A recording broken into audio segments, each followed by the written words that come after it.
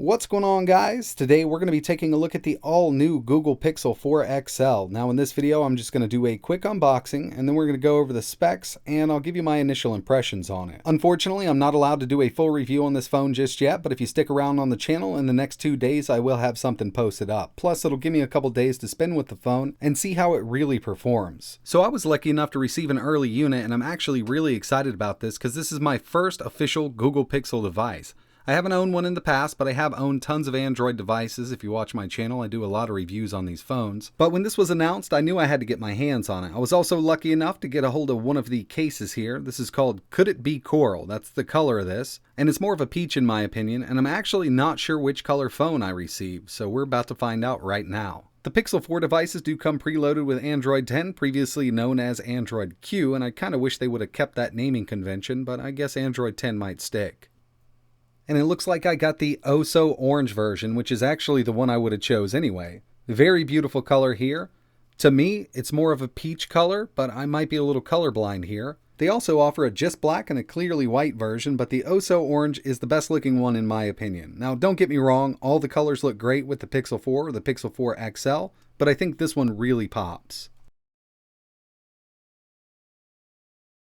So besides the extra fabric case here, inside of the box you're obviously going to receive either the Pixel 4 or the Pixel 4 XL, whichever one you choose, a USB Type-C to full-size USB adapter, our USB Type-C charging and sync cable, and an 18-watt fast charger. The Pixel 4 XL has a 3700 mAh battery, and the Pixel 4 has a 2800 mAh battery with that 18-watt fast charging capability. So now it's time to get to the phone itself. This happens to be the Pixel 4 XL 128GB model. Unfortunately, they didn't add a micro SD card slot. And that seems to be the case with a lot of these Android phones coming out recently because they're offering different storage models, kind of like the iPhone. Straight out of the box, I can tell you right now, this thing is definitely premium. It's fully surrounded with this aluminum ring and it's got a matte black finish to it, which really sets this thing off, especially in the color. The back has kind of a soft touch to it with a little bit of a frost on it. And this thing just looks really, really good. I'm going to go ahead and get this thing set up, but first I want to go over the specs of the Pixel 4 XL. So obviously the display is one of the most important parts of a handset, and they didn't skimp out at all on this. This is a 6.3-inch QHD+ OLED display with a resolution of 1440 by 3040, plus it's a 90Hz display, so it's very, very smooth. For the CPU, unfortunately they didn't go with the Snapdragon 855 Plus, but this is the Snapdragon 855 7nm version, 6GB of LPDDR4x Ram, and you can get this in 2 storage variants, 64 or 128. Around front, we also have an 8MP with a 2.0 aperture, auto HDR, and 1080p 30fps video recording. And yes, the camera app does contain a portrait mode. They're really pushing this new gesture sensor, which will allow you to kind of wave your hand to change tracks and things like that. In my opinion, I'll probably never use it except for once, kind of like Alexa, Siri, Cortana, or Bixby with Samsung. In my opinion, it's more of a party trick. Now don't get me wrong, I know there's a lot of people out there that use Alexa and their voice assistants every single day, but personally, I don't, and I'll probably never use these gestures past my full review video.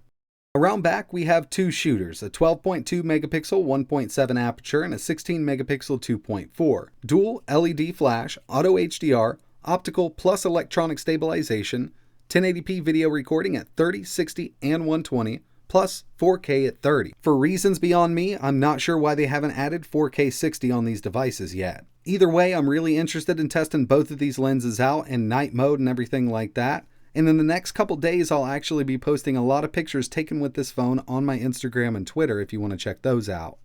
Dual stereo speakers and obviously USB Type-C because that's the type of charger that came in the box and all phones are using Type-C now. There's not much else going on around the phone, but on the right hand side we do have our power button and our volume rocker.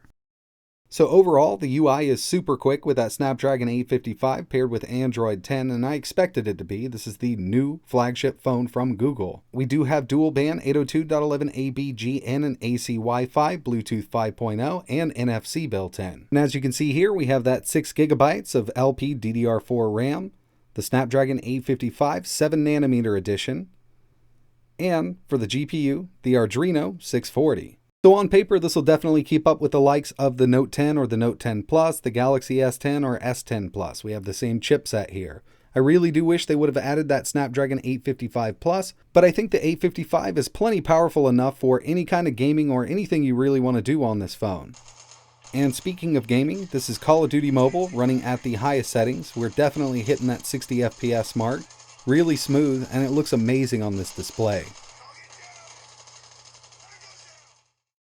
So far, it's turning out to be a really awesome handset, and like I mentioned, I will have a full review video coming up on the channel in the next few days. Definitely keep an eye out for that. I'll be testing out the performance, running some benchmarks, checking out some native Android gaming. We'll throw some emulation at it, and I really want to test out these cameras. So this weekend, I will be posting some stuff on my Twitter and Instagram, and I'll let you know how everything turned out in my full review video. So that's pretty much it for this one. If you have any questions or you want to see anything else tested on the new Pixel 4 XL, just let me know in the comments below. It'd also be really cool if you could hit that like button or maybe subscribe to the channel. But like always, thanks for watching.